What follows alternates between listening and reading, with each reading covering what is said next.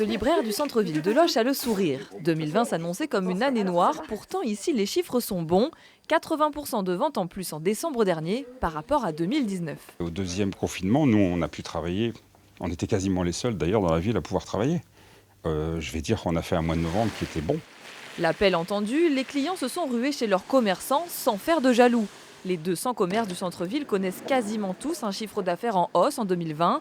Alors que le bilan est négatif au niveau national, Loches s'érige en village gaulois résistant au confinement. On a une offre commerciale qui est riche, avec des commerçants qui sont accueillants, qui sont originaux dans leur vente.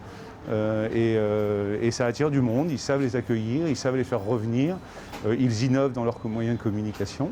Et voilà la potion magique, je crois que le client n'attend que ça. L'innovation des commerçants semble aussi avoir payé. Dans sa boutique de lingerie, Adeline a enregistré près de 30 clients dans ses bons jours, un record qu'elle doit à sa réactivité. Pendant le deuxième confinement, j'ai fait des vidéos et du coup, ça m'a apporté des nouvelles clientes qui m'ont vu par hasard sur le Facebook et qui sont venues à la boutique là quand on a déconfiné la deuxième fois.